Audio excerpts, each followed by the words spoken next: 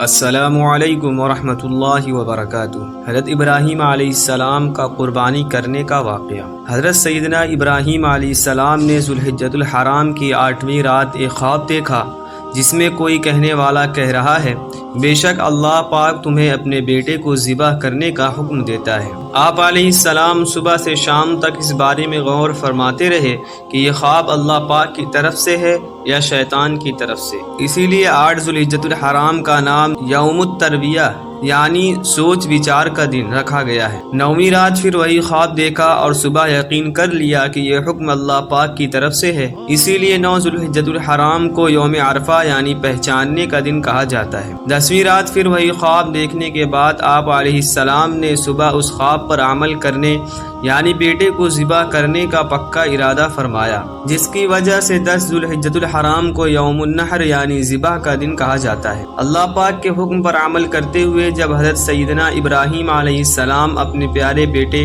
حضرت سیدنا اسماعیل علیہ السلام، جن کی عمر اس وقت 7 سال یا 13 یا اس سے تھوڑی زائد تھی، قربانی کرنے کے لیے لے چلے، شیطان ان کی جان پہچان والے شخص کی صورت میں ظاہر ہوا اور پوچھنے لگا، اے ابراہیم کہاں کا ارادہ ہے؟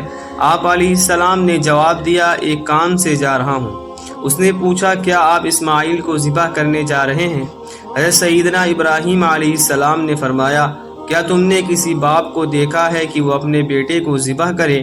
شیطان بولا، جی ہاں، آپ کو دیکھ رہا ہوں کہ آپ اسی کام کے لیے چلے ہیں۔ آپ سمجھتے ہیں کہ اللہ پاک نے آپ کو اس بات کا حکم دیا ہے؟ حضرت سیدنا ابراہیم علیہ السلام نے ارشاد فرمایا، اگر اللہ پاک نے مجھے اس بات کا حکم دیا ہے تو پھر میں اس کی فرما برداری کروں گا۔ یہاں سے مایوس ہو کر شیطان حضرت اسماعیل علیہ السلام کی امی جان کے پاس آیا اور ان سے پوچھا، ابراہیم آپ کے بیٹے کو لے کر کہاں گئے ہیں؟ حضرت سیدنا حاجرہ رضی اللہ عنہا نے جواب دیا، وہ اپنے ایک کام سے گئے ہیں۔ شیطان نے کہا، وہ انہیں ذبح کرنے کے لیے لے گئے ہیں۔ حضرت سیدنا حاجرہ رضی اللہ عنہا نے فرمایا، کیا تم نے کبھی کسی باپ کو دیکھا ہے کہ وہ اپنے بیٹے کو ذبح کرے؟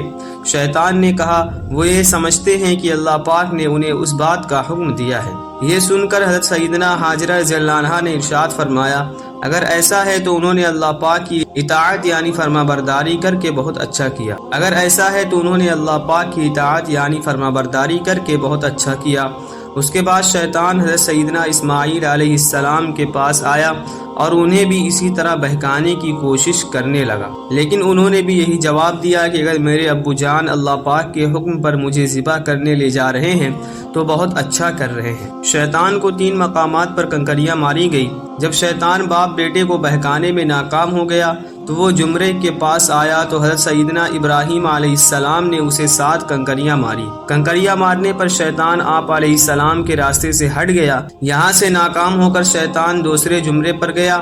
فرشتے نے حضرت سیدنا ابراہیم علیہ السلام سے کہا، اسے ماریے۔ آپ علیہ السلام نے اسے 7 کنکریاں ماری تو اس نے راستہ چھوڑ دیا۔ اب شیطان تیسرے جمرے کے پاس پہنچا۔ حضرت سیدنا ابراہیم علیہ السلام نے فرشتے کے کہنے پر ایک بار پھر 7 کنکریاں ماری، ایک بار پھر 7 کنکریاں ماری تو شیطان نے راستہ چھوڑ دیا۔ شیطان کو 3 مقامات پر کنکریاں مارنے کی یاد باقی رکھی گئی ہے اور آج بھی حاجی صاحبان ان تینوں جگہوں پر کنکریاں مارتے ہیں۔ حضرت سیدنا ابراہیم علیہ السلام جب حضرت سیدنا اسماعیل علیہ السلام کو لے کر کوہ صبیر پر پہنچے تو انہیں اللہ پاک کے حکم کی خبر دی، جس کا ذکر قرآن پاک میں ان الفاظ کے ساتھ موجود ہے، یا بنی انی ارا فی المنام انی اذبحک فانظر ماذا ترى قال یا ابت فعل ما تؤمر ستجدنی ان شاء اللہ من الصابرین۔ ترجمہ، اے میرے بیٹے، میں نے خواب دیکھا کہ میں تجھے ذبح کرتا ہوں، اب تو دیکھ تیری کیا رائے ہے۔ کہا، اے میرے باپ، کیجئے جس بات کا آپ کو حکم ہوتا ہے، خدا نے چاہا تو قریب ہے کہ آپ مجھے صابر پائیں۔ ہے سیدنا اسماعیل علیہ السلام نے اپنے والد محترم سے مزید عرض کی، ابو جان،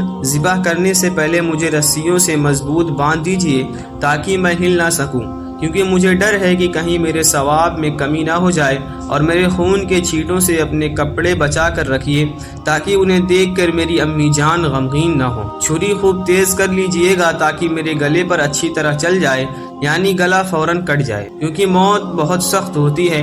آپ مجھے ذبح کرنے کے لیے پیشانی کے بل لٹائیے گا، یعنی چہرہ زمین کی طرف، تاکہ آپ کی نظر میرے چہرے پر نہ پڑے، اور جب آپ میری امی جان کے پاس جائیں تو انہیں میرا سلام پہنچا دیجیے گا، اور اگر آپ مناسب سمجھیں تو میری قمیص انہیں دے دیجیے گا، اس سے ان کو تسلی ہوگی اور صبر آ جائے گا۔ حضرت سیدنا ابراہیم علیہ السلام نے ارشاد فرمایا، اے میرے بیٹے، تم اللہ پاک کے حکم پر عمل کرنے میں میرے کیسے عمدہ مددگار ثابت ہو رہے ہو۔ پھر جس طرح حضرت سیدنا اسماعیل علیہ السلام نے کہا تھا ان کو اسی طرح باندھ دیا، اپنی چھری تیز کی اور حضرت اسماعیل علیہ السلام کو پیشانی کے بل لٹا دیا، ان کے چہرے سے نظر ہٹا لی اور ان کے گلے پر چھری چلا دی، لیکن چھری نے اپنا کام نہ کیا، یعنی گلا نہ کٹا۔ اس وقت حضرت سیدنا ابراہیم علیہ السلام پر وحی نازل ہوئی، قد صدقت الرؤیا انا كذلك نجزي المحسنین ان هذا لهو البلاء المبین وفدیناہ بذبح عظیم۔ ترجمہ، اے ابراہیم، بے شک تو نے خواب سچ کر دکھایا، ہم ایسا ہی صلہ دیتے ہیں نیکوں کو،